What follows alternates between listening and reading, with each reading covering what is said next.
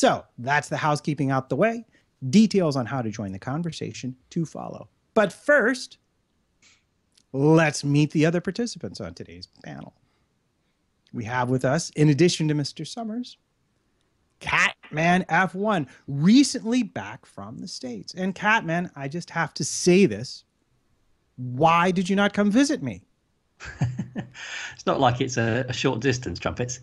It's just like a Sunday drive. Because now, where were you exactly in the States? So I was in San Francisco. You're just in New York, I believe. Yeah, it's just across the country. How far could that possibly be? That's right. It's like me driving from London to Baghdad. It's not a problem. Yeah, except for slightly more scenic, I'd have to say. Lazy. I'd also like to give a quick shout out to our uninvited guest, Spanners Ready, who will be monitoring the chat for us today and giving us a reality check when we wander off too far into Techland. How's it going, Spanners? Hi, hello there. Hi, Trumpets. Hi, Summers. I don't think we've actually said heard from Summers yet. Not yet. I was saving the best for last. And okay. Catman, nice to have Catman back as well. Yeah, so my job is to do the chat as well as, produce the show as well. I'll press some buttons for you if you need some sound effects. Also, my job is to reel you back when you're talking too clever. I'm going to use myself. I'm going to genuinely pipe up if I don't understand. Because we had a tweet from Rob Painter who said, love Tech Time.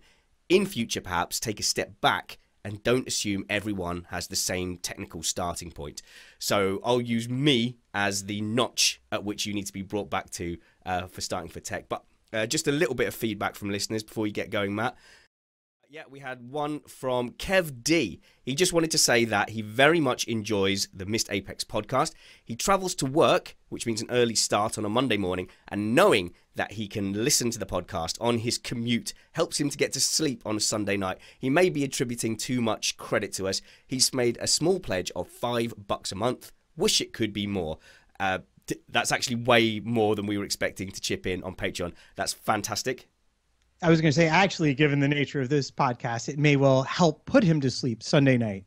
Depends how much into tech you are or not. But yeah, if you can go to spannersready.com, you can click the Support Us tab, click Missed Apex, it'll take you to the Patreon. We're just looking for pledges of $1 or $2 a month. This month it's going towards equipment for Matt Trumpets to get on proper producing shows so I can get the hell out of the way on the tech show.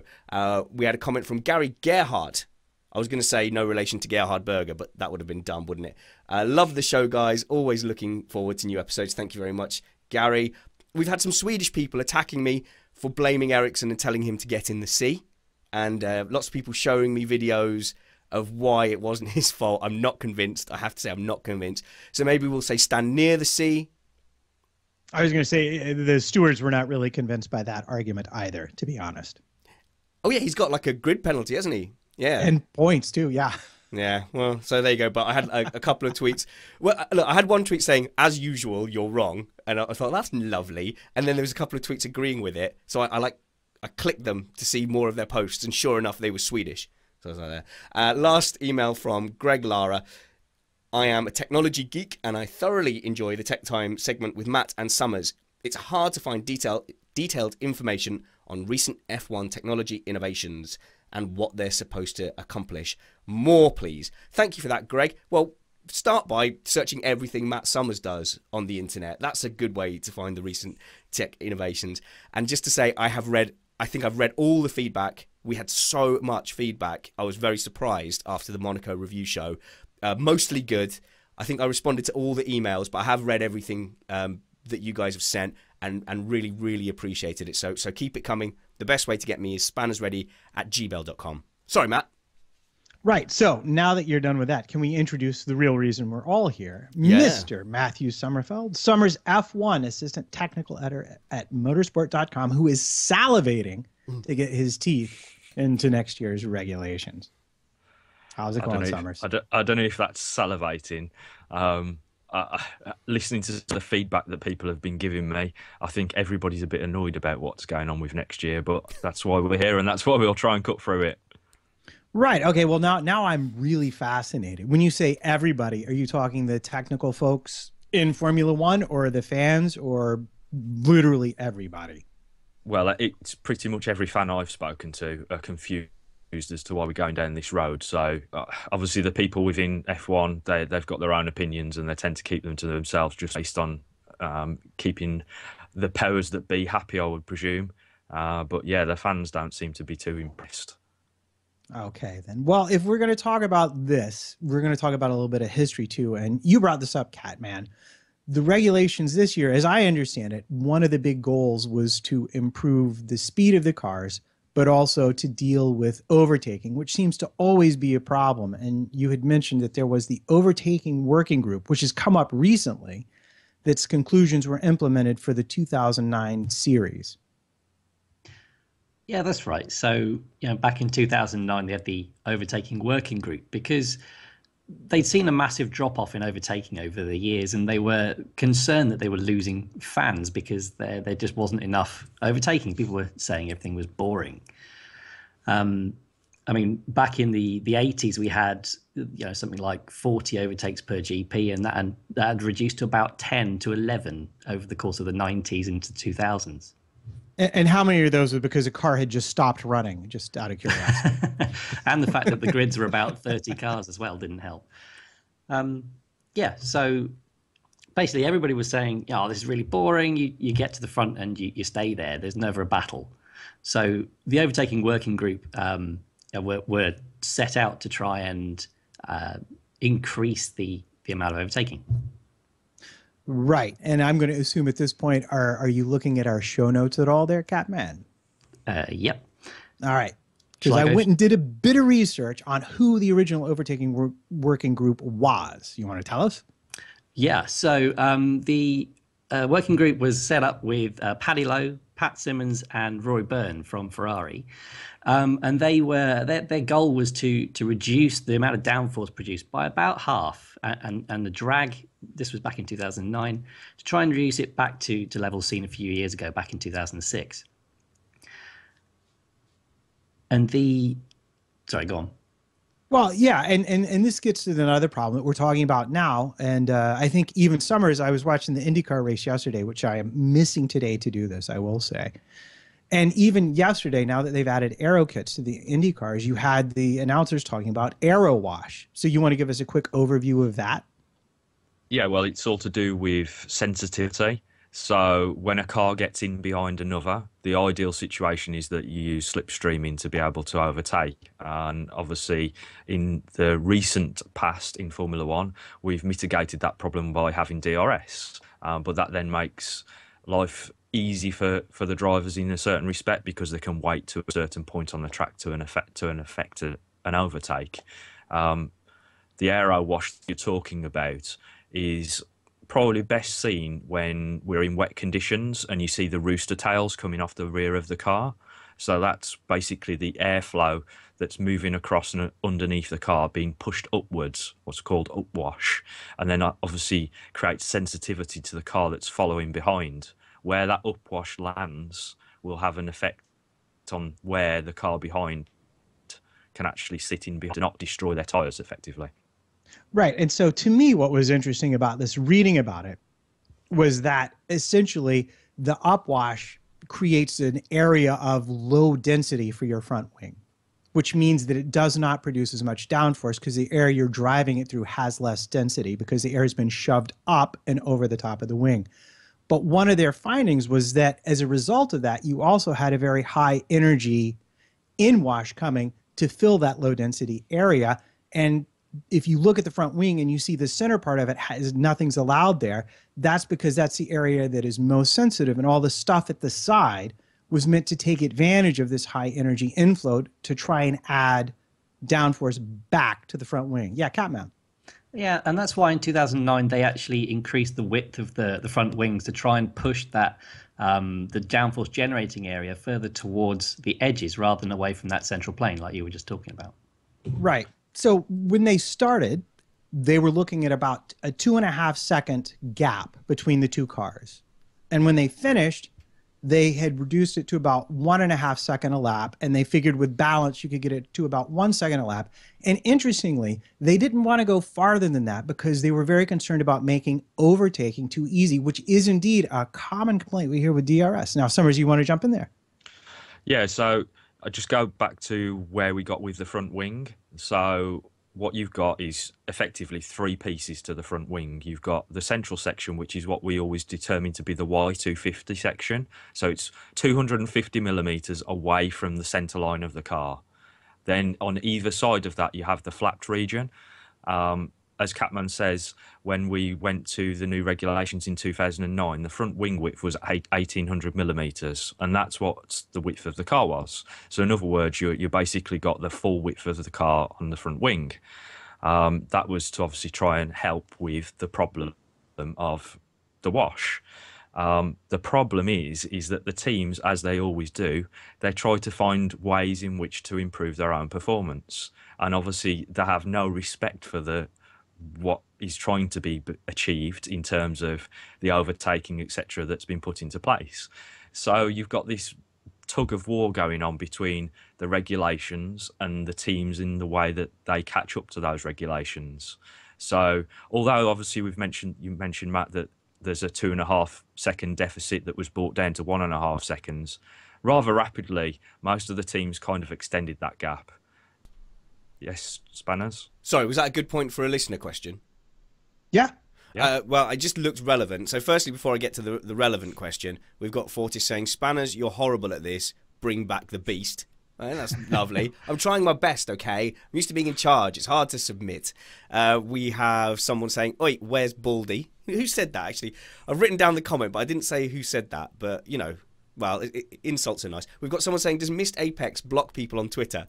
Missed Apex podcast account blocks precisely one person on Twitter, so don't you feel special. And then we've got the relevant question, which is, would Summers know if the teams design offensive aero on their cars that is aero specifically designed to make it hard to follow and pass? And my prediction would be, Summers, if they do, it's Red Bull. The answer to the question is no. Effectively, all they actually look at, though, is their own aero. They don't have any consideration in terms of what the trailing car has an effect on. So they're only looking at their own individual performance. The only team that could actually deal with that problem, but they're no longer allowed to in terms of the regulations, are Sauber, because they can actually put 2 scale models inside their wind tunnel.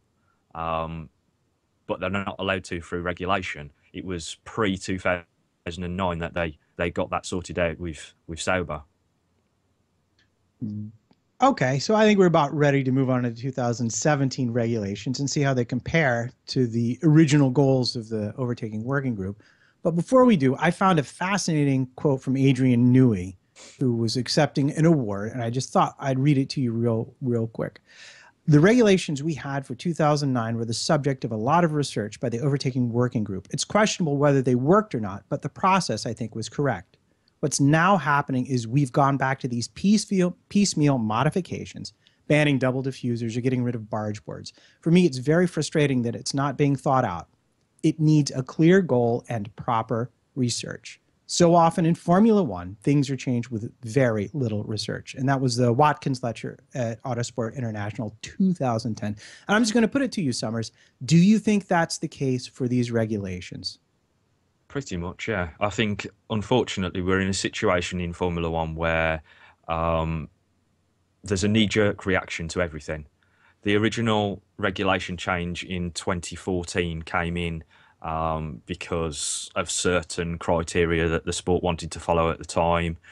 These particular regulations, in my opinion, have come in, or they started to be formulated when the 2014 regulations were very immature.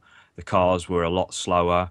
From a public perspective, Formula One wasn't the spectacle that it should have been.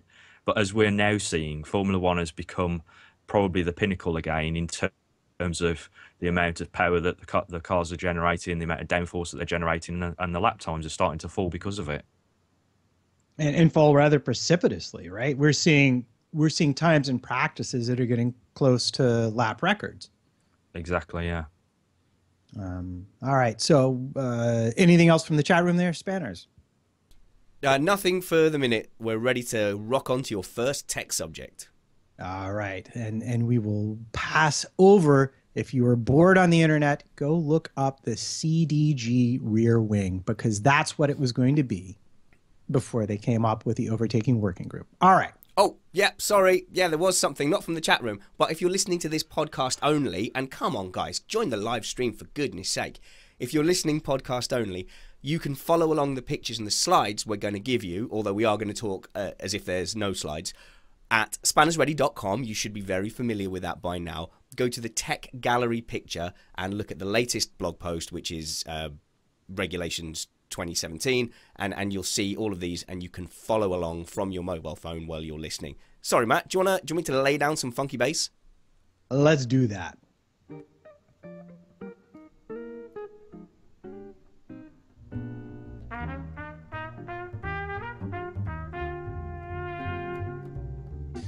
All right. Let's get to it, shall we? The first things we're going to want to talk about are how do the new regulations affect aero, weight, and tires. Yeah, so they're the three main things realistically that you have to look at when you're designing the regulations. And one of the biggest issues I think that we've had since 2014 is not anything to do with aero or the power units themselves directly, but the actual weight that we've gained on the cars. You know, the major bloat. They're 60 kilograms heavier than they were in the 2013 season. And weight is a significant issue in terms of performance. Right. I actually went and did a little bit of a historical research. And do you know, this is a quiz, Spanners, do you know? No. How much cars weighed in 1994? Oh, yeah, we talk of little else at the Spanners dinner table. It's all the kids they're constant. Hey, pop quiz, kids. How much did the Williams 1982 car weigh? No. Right. Well, in 94, the minimum weight was 505 kilos. Any idea what it was in 2000? See, this is the thing. It's 600 kilos. Do you know what it went to in 2009?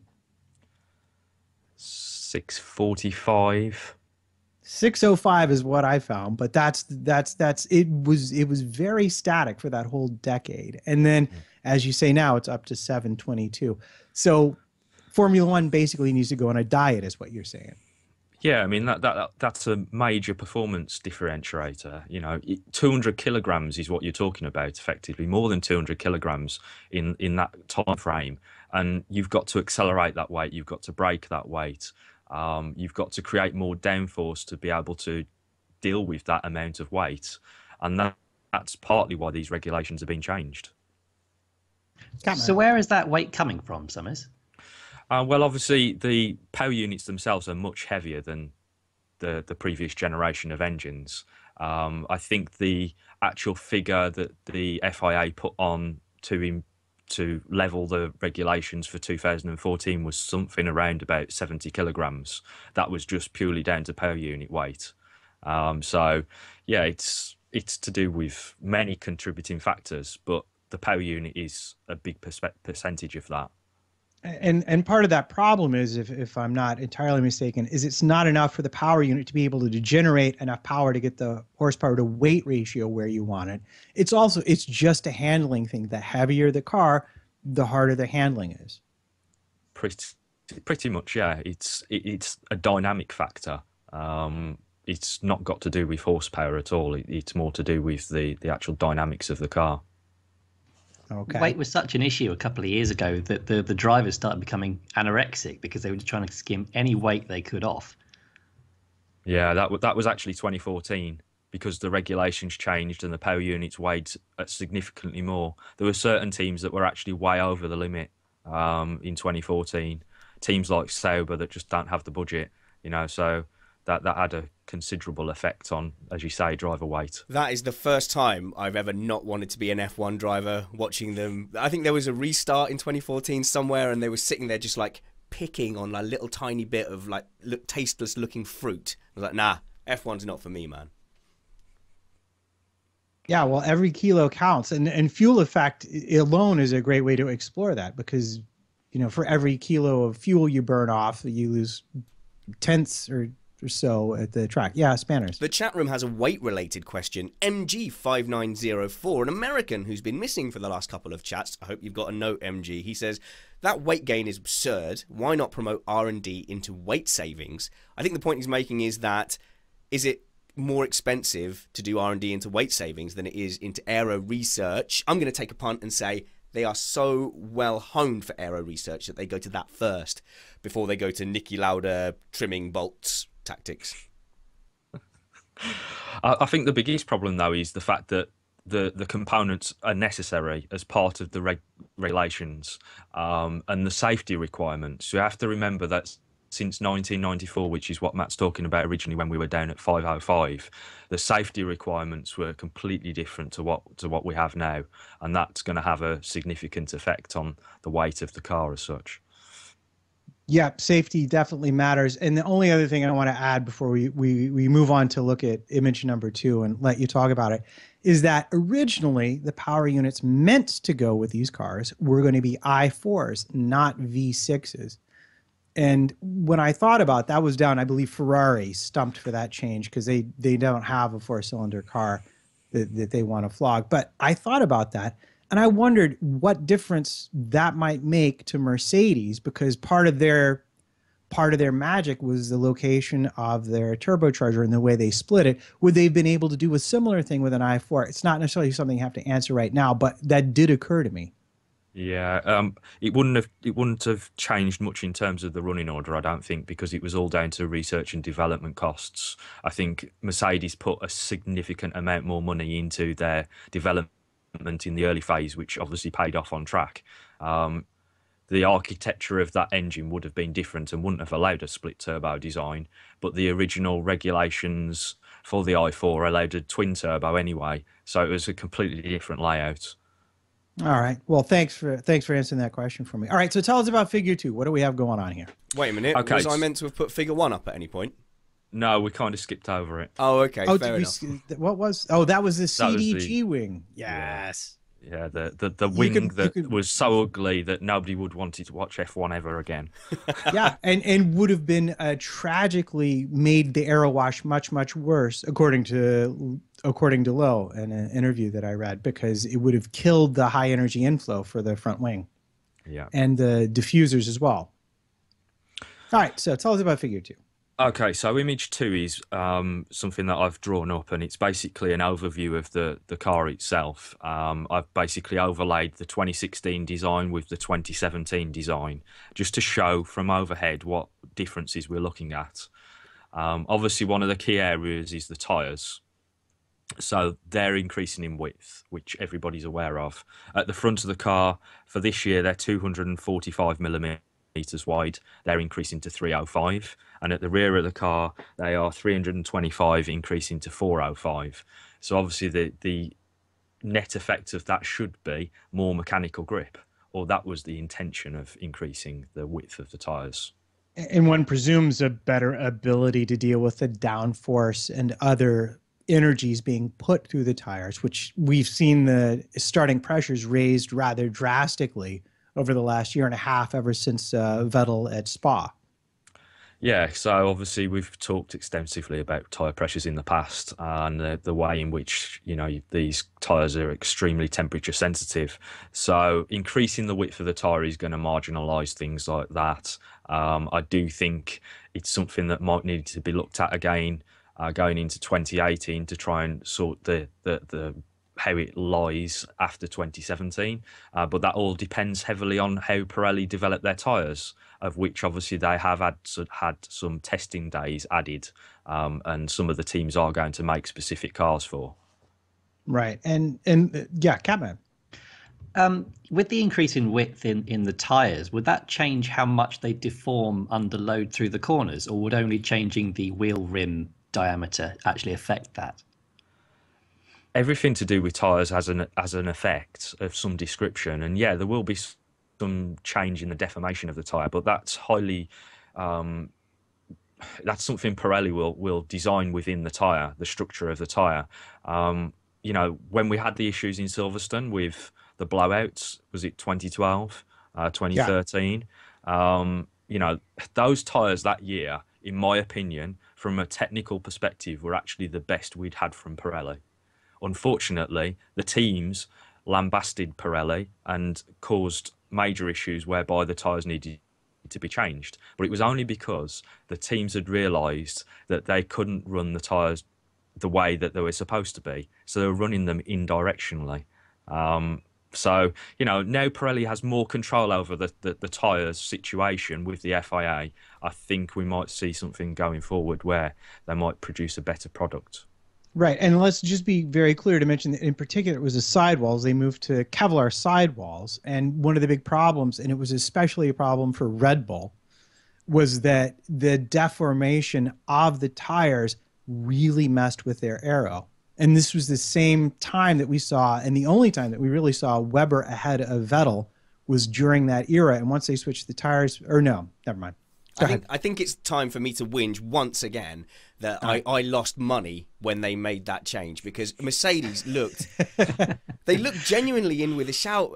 Hamilton was doing fantastic, and it was just after Silverstone when it was, in fact, ironically, his blowout was probably one of the ones that caused the investigation to be made, and he was running first, I think, and ended up fourth in that race. And then for the rest of the season, Vettel was just away. But until then, my money was looking good. I stood to make $1,000 off not much.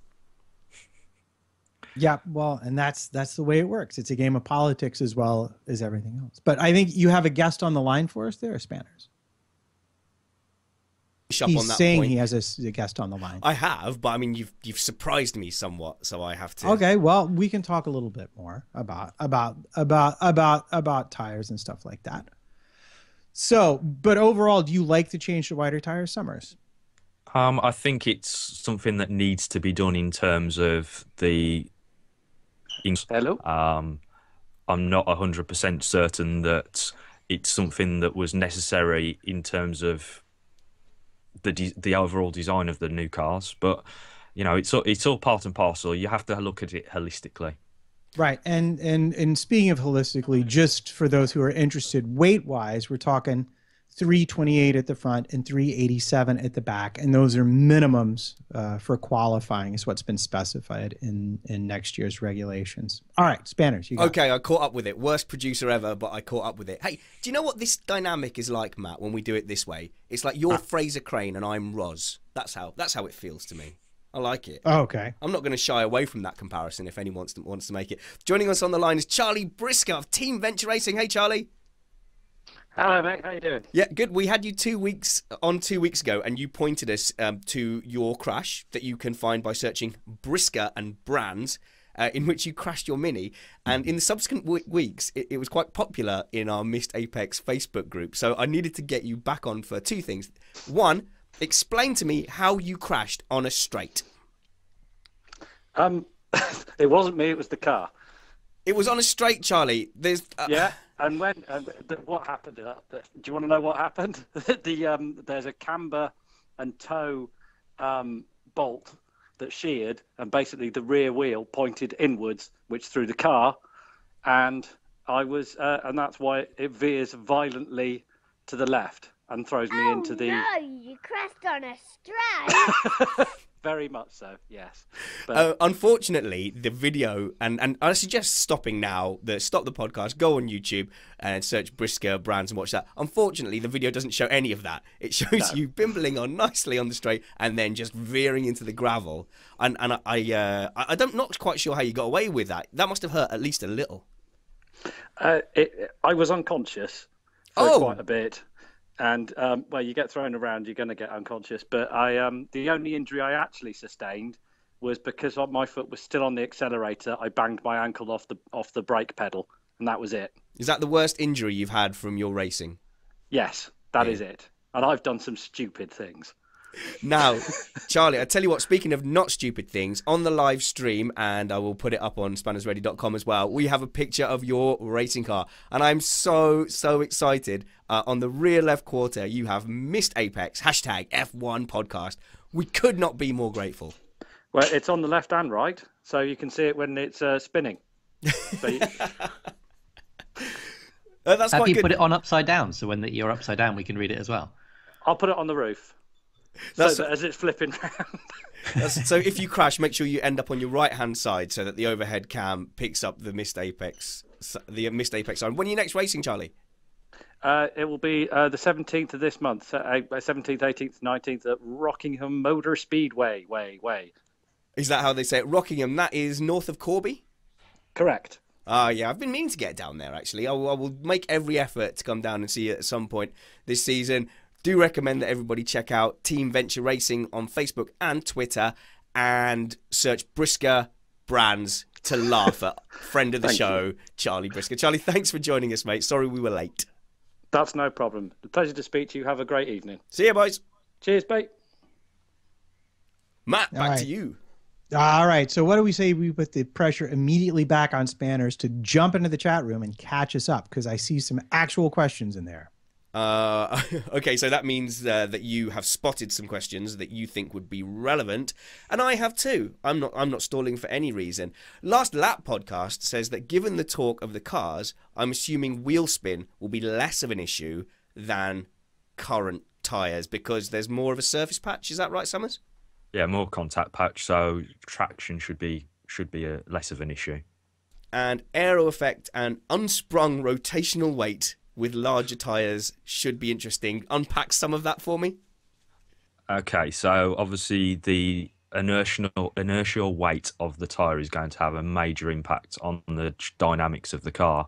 Something that we probably got covered later in the podcast, but basically it's going to have a major impact on braking forces, suspension forces, etc.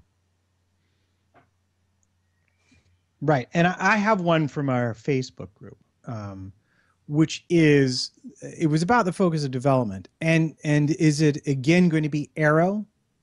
And they gave the example of the Coke bottle, Kawanda, being a big focus in 2012. And they also would like to know about the Y250 Vortex having the same effect with the new regulations. Or does it change that much? Okay, so first thing is, yeah, it's going to have a massive development effect because the aero package in its entirety is completely different to what we have now. So development is going to be rapid, especially if one particular team finds something that one of the others hasn't. That tends to be a situation in Formula One. You have a lot of convergence. So things like the Coanda exhaust, obviously one team started that, and then you get everybody wanting to do it because they can see the performance advantage from it. And it's cheaper to steal it than it is to figure it out yourself. Pretty much, yes. Sometimes it's better to be last than it is to be first. Indeed. So he also asked about the Y250 Vortex, which is, if I'm not incorrect, generated by the front wing. So why don't you go ahead and give us a bit of a chat about the front wing and nose, which we see a huge change in. Yeah, so going back to the overview picture, you'll see that the front wing width has been changed again in the new regulations, and that is to deal with the width change of the tyres. So it's going up from 650 millimetres up to 1800 millimetres. Now, the whole overall width of the car will be about 2 meters, so it will still run a bit short of the wheels, the wheel edge, which is what a lot of people complain in terms of damage and debris.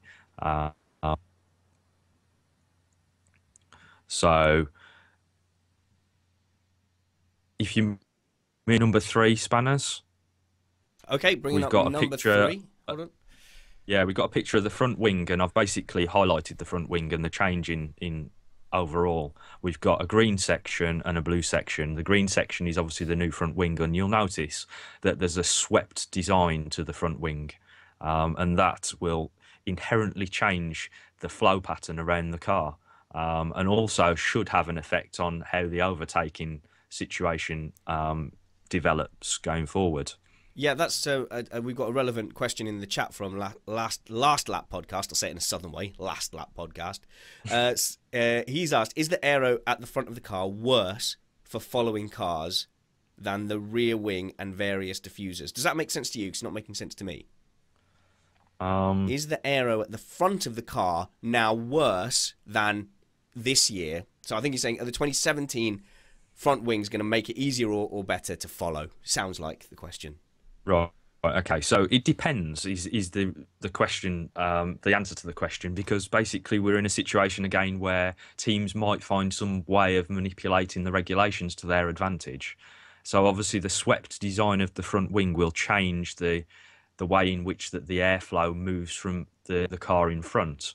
The reason that that wing has been designed in that way, in my opinion, it's not been openly discussed from the teams or the FIA, but I believe that they've gone back to the 2009 overtaking working groups research, and they've basically concluded that the neutral section that they introduced was kind of working, but the problem is that you need to shift the focus forward so that the wake doesn't cause the problem further in front of the car. So by increasing the distance from the bulkhead to the front wing, which is increasing by about 200 millimeters, if you see the overview, you'll see how much further forward it is. That should then have an effect on how the airflow meets with the front wing and then how it moves rearward down the car.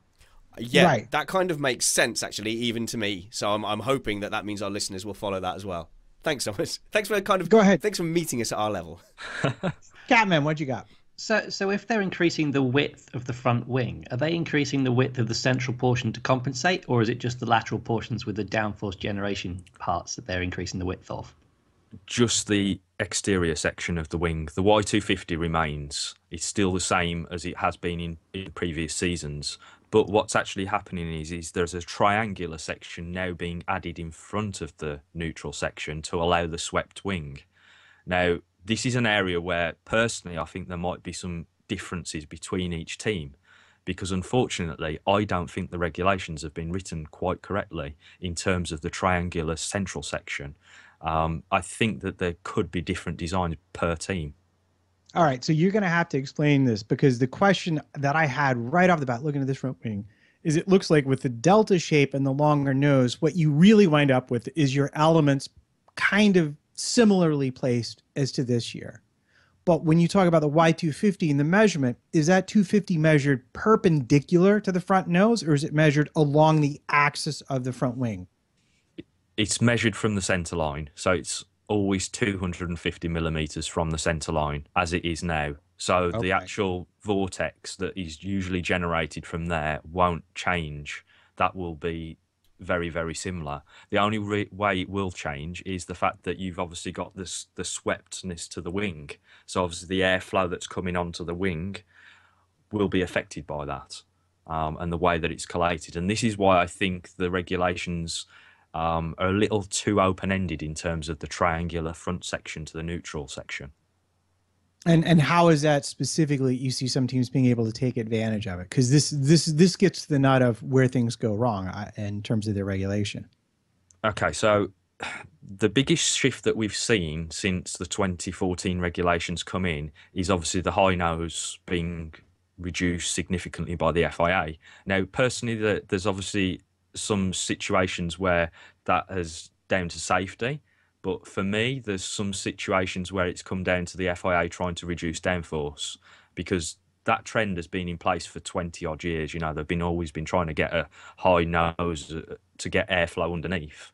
But what they also want to do is they want to use the front wing to create a footprint, an aero footprint that can be used downstream of the car.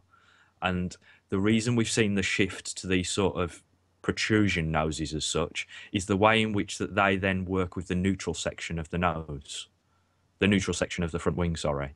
So it's all about sort of shadowing what's going on with the nose with what's going on underneath, and the two airflow structures work together as a sort of shadow of one another.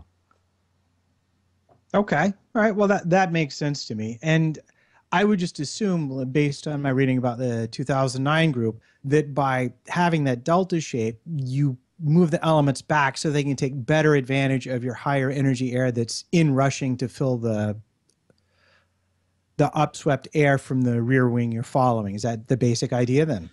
Yeah, so for me, everybody's been talking about these regulations being a major problem in terms of overtaking, but I think they've actually been quite clever in the way that they've put them together. I think they are trying to increase the speed by the 5 seconds that they've said that they want to increase speed by, but they've also thought quite thoroughly through how they deal with the problem of overtaking. And I don't think we're going to see a massive drop off, but I don't think we're going to see a massive increase in overtaking. I think we're going to kind of be somewhere in the middle, and I think we'll be where we are now, if anything.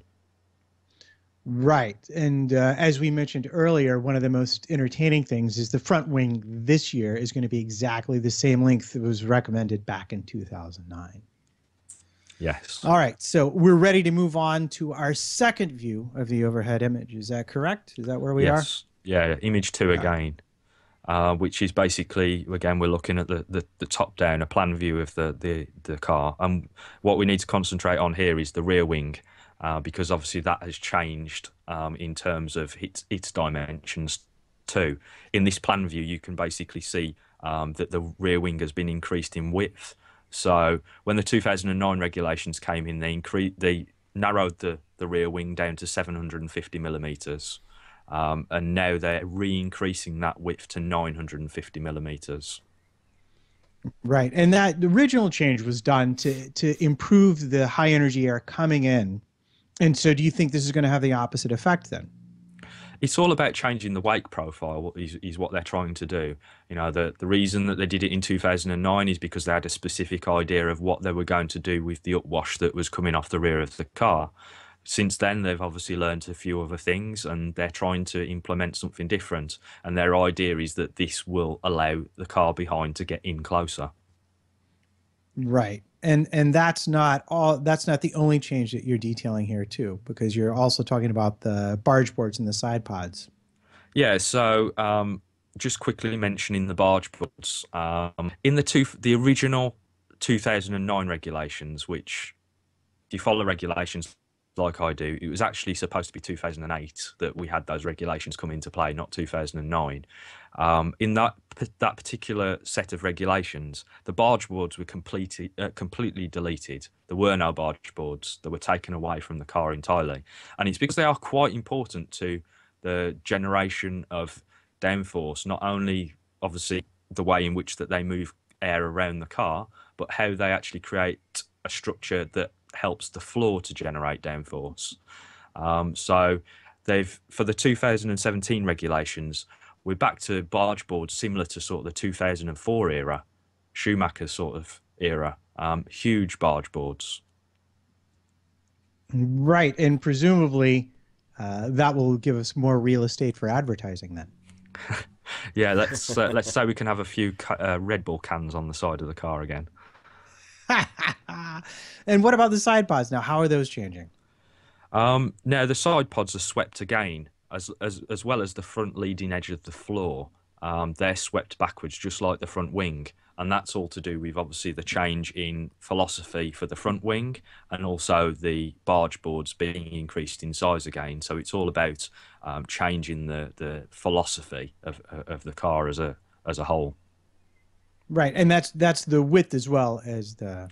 Yeah, they're actually increasing the maximal distance that the floor and the side pods can extend to. So currently the maximum is 1600, and that will be increased to 1800 millimeters. Right. And how do you see the change? Oh, hang on, Spanner's got a question for us. Yeah, but I've lost it. There was a question. Oh yes, here we go. Right, no, I've completely missed it. Carry on. Righto then. So how are the changes in the floor ahead of the rear tire going to affect the cars next year? Okay, so looking at it from above, you may have noticed that over the last few years that the teams have started to proliferate the front part of in front of the rear tire with slots and strakes and all these turning devices. And what they're there for is to mitigate a problem which we call tire squirt. And basically when the tire deforms under load, it creates an airflow pattern that pushes into the diffuser wall and basically destroys the diffuser's performance. Now, obviously, when the car's under dynamic load, that's really when you want diffuser downforce. So if you can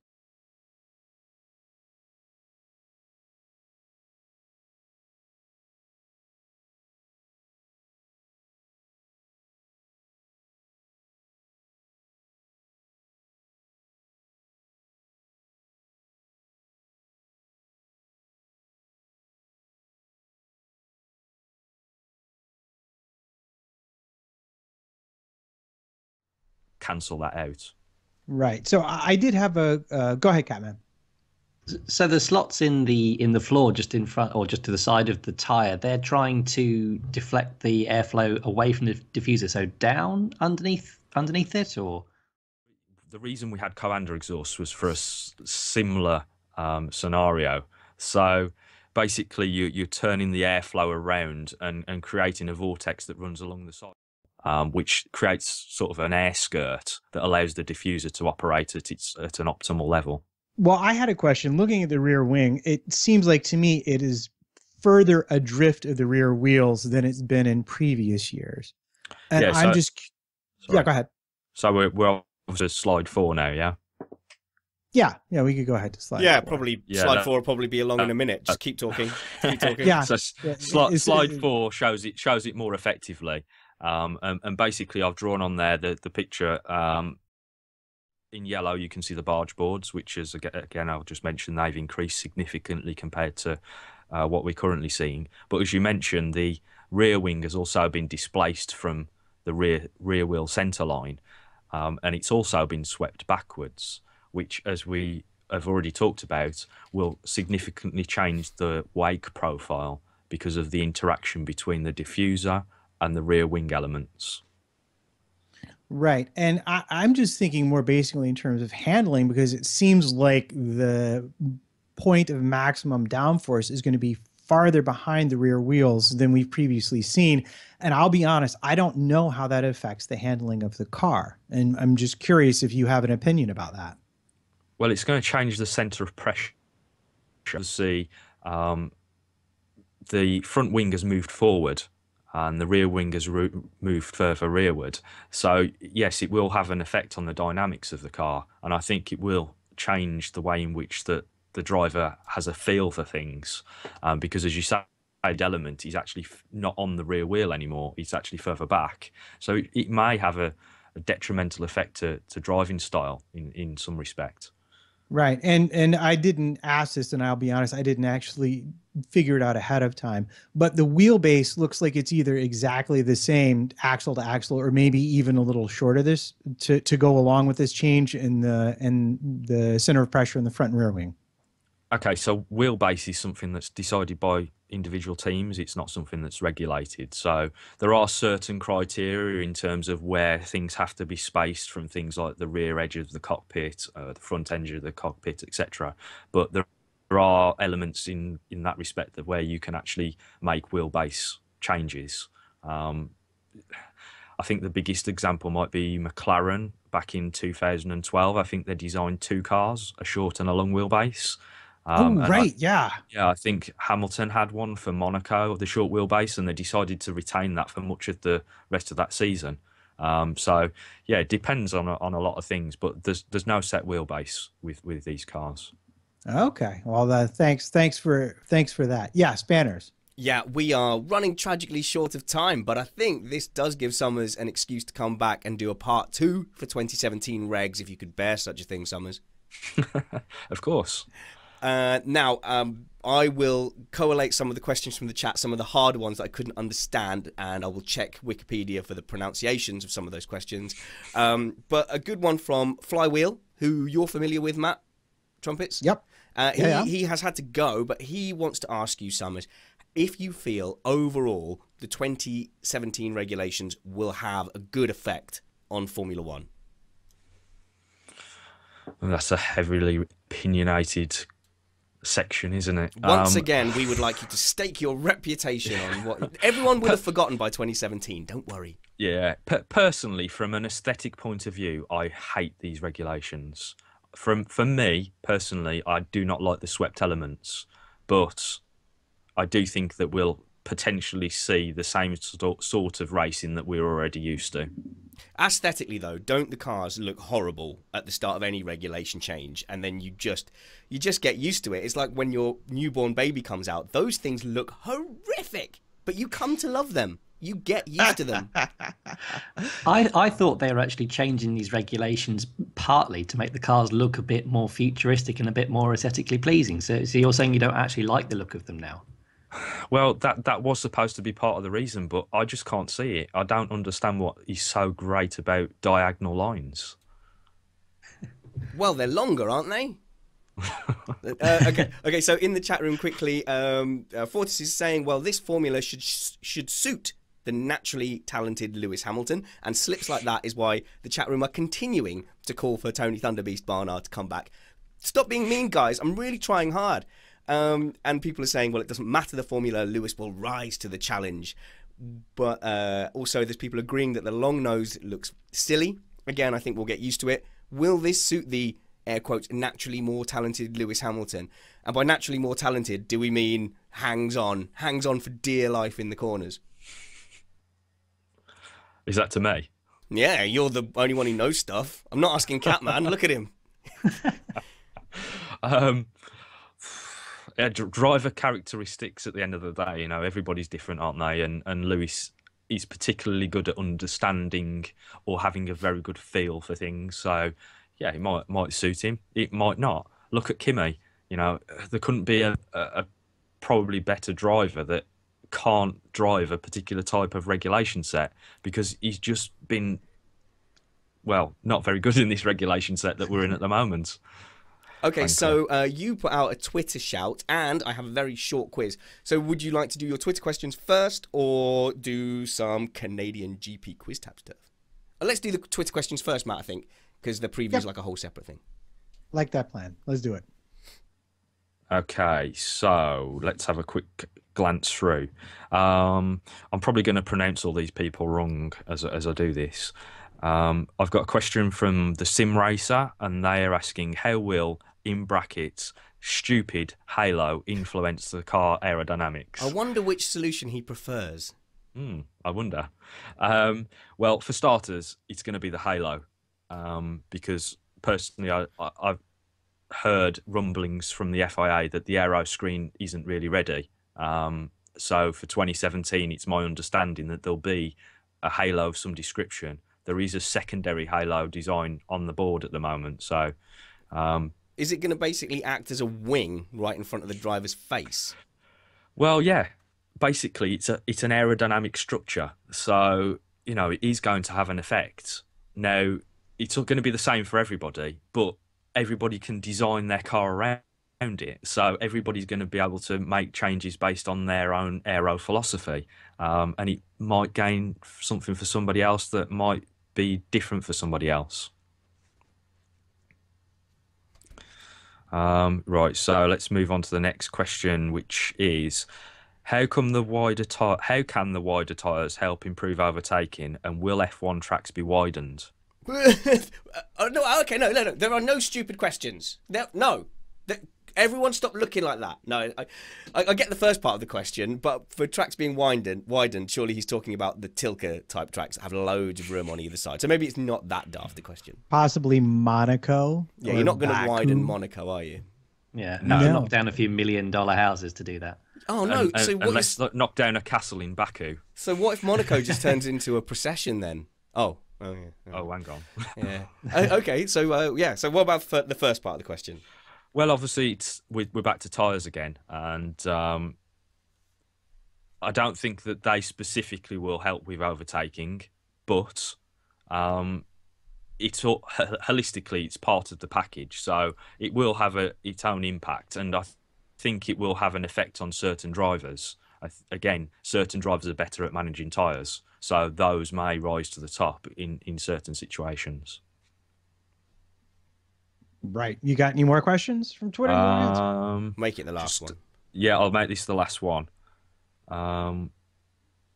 Okay, so this is obviously a Ferrari fan. Do you see any reason why we should still be hopeful about Ferrari in 2016? No. They seem to have the 4th best chassis, if not the 5th.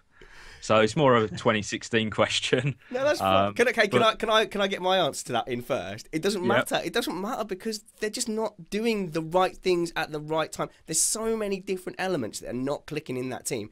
It doesn't matter what they do. It's like whack-a-mole, isn't it? Like, if they think they get the problem, something else is going to pop up.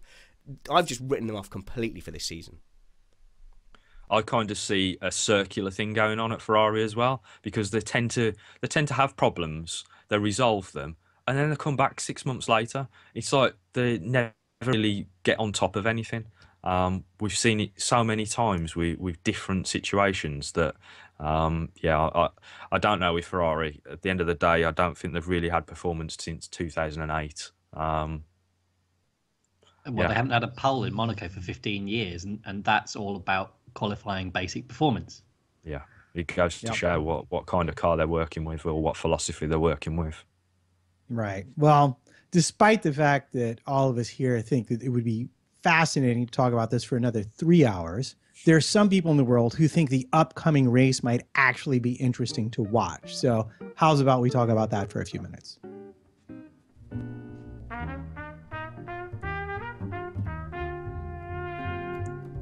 The Missed Apex race preview is brought to you by Dad Hub Podcast. Dad Hub Podcast looks at relationship and parenting from a dad's view, because we know that you've been a parent as long as she has. Go to spannersready.com to find Dad Hub Podcast. How pro did that sound? That sounded exceptionally pro. I'm pretty pleased with myself, and I'm looking forward to Canada a lot. This is my favourite track of the year. All right. Well, what say you, Catman? I love Canada. It's my favourite as well. It's just got everything. It's a little bit of street circuit just to catch people unawares. I'm hoping Max Verstappen joins the race at the Wall of Champions this year. You mean the wall of mediocrity?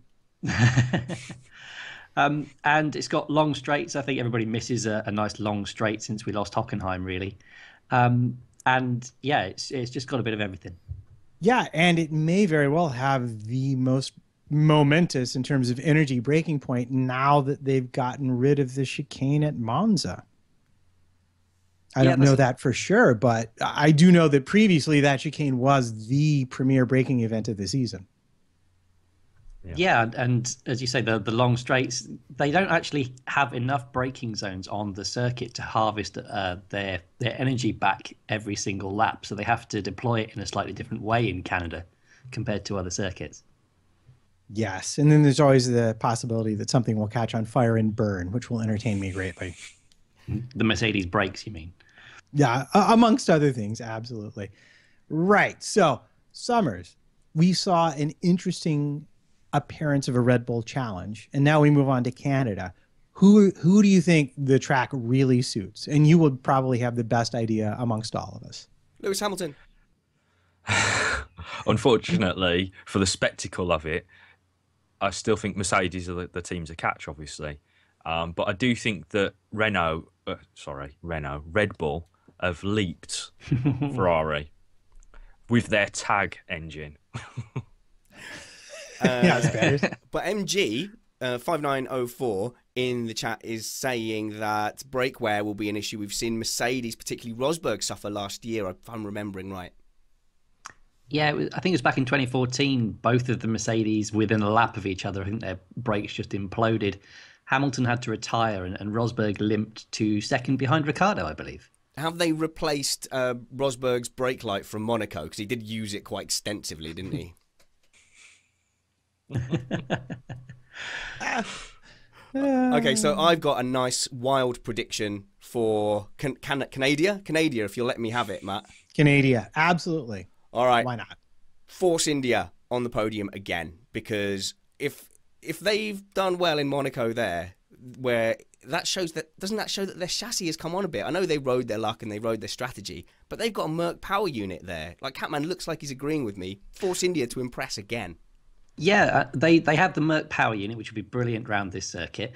But also, I think if you remember a couple of years back, Perez was almost on for a podium until he decided to put his car in the way of Felipe Massa. Oh, hang on. Whoa. Massa was the one that got the penalty for that, wasn't he? No, it was Perez. Was it Perez? Was it? Perez. I'm trying to remember the incident. I'm going to go and try and find that on YouTube or something. That one kept a lot of people busy at Photoshop for a long time. Now, Vettel was just ahead of that battle. Did he get collected? I'm trying to remember if he got collected in that as well, or did they fly past his nose? They went either side of him, like that was it. That was Schumacher on Zonta in Spa, but sideways rather than normally. That was brilliant. Right. Well, I'm going to go the opposite direction because honestly, Carlos Sainz should have been ahead of Perez had the team not mucked his pit stop up at Monaco. Does it feel like every team thought they should have been on the podium at Monaco? Pretty much. It's a Yeah, rather well, large- you could be on the podium riding a tricycle if you're ahead. So yes, absolutely. Haryanto sees The it as a widest missed tricycle in the world. Well, I mean, Bob Fernley came out and said that both Force Indias should have been on the podium. I don't know where he got that from because, Ricardo and Hamilton were a mile ahead of anybody else They've extended the podium at Monaco, obviously, into the sea. with Marcus Ericsson. Right. So, is it official prediction time? Yeah. I think it is. Catman, who's going to win? Lewis Hamilton. It's his circuit. He had his first race win here, and he loves coming back. So I think he'll be on the first. I reckon it's such a Mercedes-dominated power circuit here. I think you'll get Rosberg second, and I'll go for Hulkenberg in third. Why not? All right. Summers, what do you think? Well, although I'd love there to be a bit of a challenge from the other teams, I still think it's going to be Mercedes. So unfortunately, I'm going to go with Rosberg for the win, Hamilton second, and Danny Ricciardo for third. So All right. you're thinking the Red Bulls are going to get up there? Cool. Spanish, had what do you say? Oh, no, go ahead, Catman. What? I would say that the Red Bull's low downforce package has been particularly more efficient over the last few years in comparison to when they first started winning championships and they were nowhere in Canada. Yeah, and Monza, they just seem to bring out a different car. Yeah, exactly. It's important to say, though, that the teams don't class Montreal as a low downforce circuit. It's still classed as a medium downforce circuit. So, yeah, they obviously all bring different packages for Montreal, but it's not actually classed as a low downforce circuit. Okay, so my predictions are for Ericsson to drive into the sea. I think a Force Or India, river. a Force India onto the podium. Danny Kvyat to have another terrible weekend and continue blaming the team. It's been a constant stream of Kvyat saying things about Toro Rosso as if he doesn't want to be here, and it's just like every time I hear him say something against Toro Rosso, all I can hear in my head is and Formula E. That's where he's going to end up. So Kvyat to be The Red Bull Championship. no offense to Formula E, but Kvyat to be at Formula E before the European Grand Prix, and then Lewis Hamilton, if no other factors get in the way, easily going to take the win on the Super Softs. Pole and win for Lewis Hamilton. Yes, it is one of his favorite tracks, and betting against him would be the worst bet you could make on this particular circuit. Hey, I've got a quiz, man. All right, quiz away.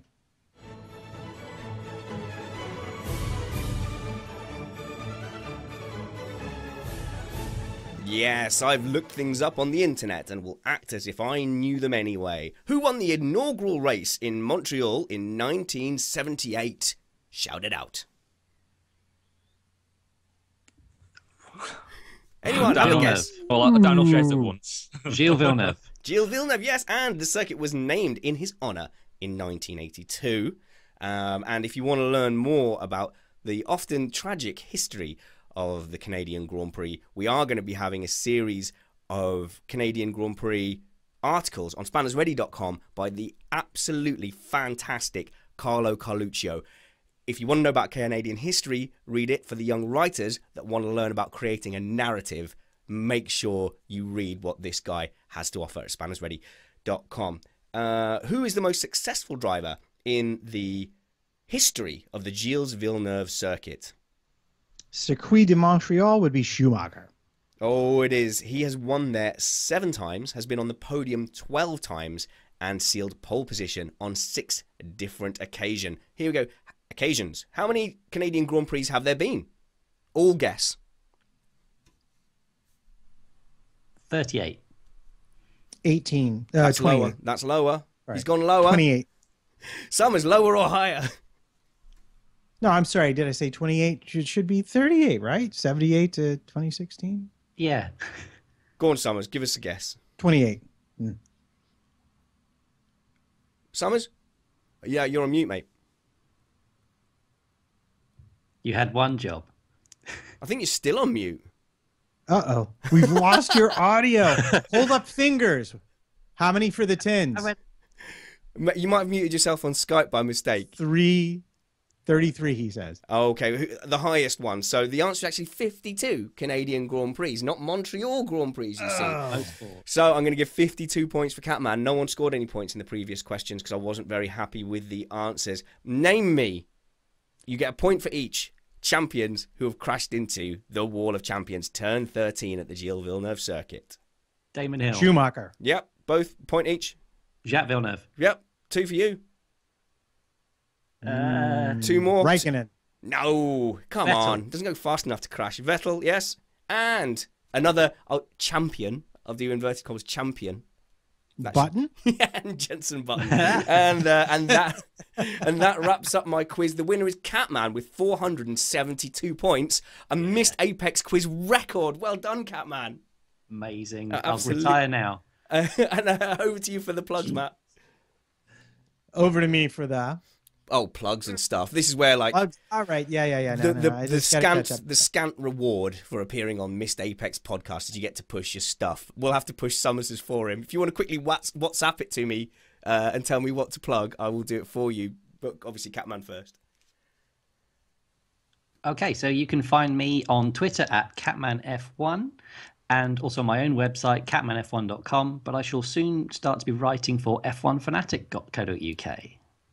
Oh, interesting. Matt, we know where you are, don't we?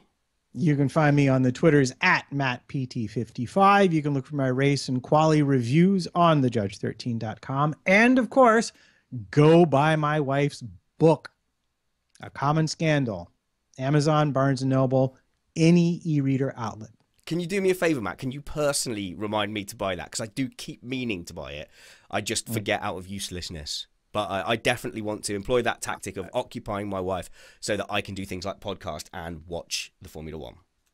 Plan. I will definitely remind you to do that. Summers would like you to go to summersf1.co.uk. Now, people said that they struggle to find him on the internet because they keep writing Summers, as in the summer season. But think of it like in more of a Brummie accent. Summer. So it's SOMERS. F1.co.uk. Of course, he is at the Goliath. That is motorsport.com. I would like people to find me, Matt, at spannersready.com. We have podcasts there on motorsport, F1, e-radio show. We have Dad Hub podcast. We have a pilot of an astronomy podcast that I'd love to get feedback on. We have a couple of NSFW shows on there as well. We have Driving with Dan. Do not listen to that in the car with your kids. If you click on the F1 tab at spannersready.com, you can find a couple of articles that are on there. And as I said, all week leading up to the Canadian GP, we're going to have some Canadian Grand Prix specials. Then leading up to Baku, we are going to have a lot of European Grand Prix history specials, as well as hopefully some angry race reviews, Matt. I'm going to play some music for you to give a fly outro to.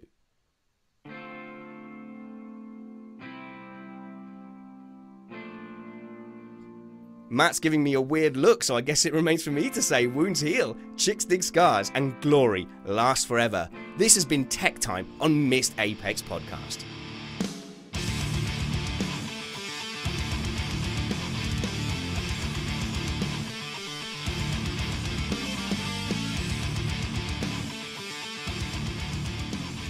Matt, can I suggest something like, this has been Trumpets Tech Time. Thanks for stopping by.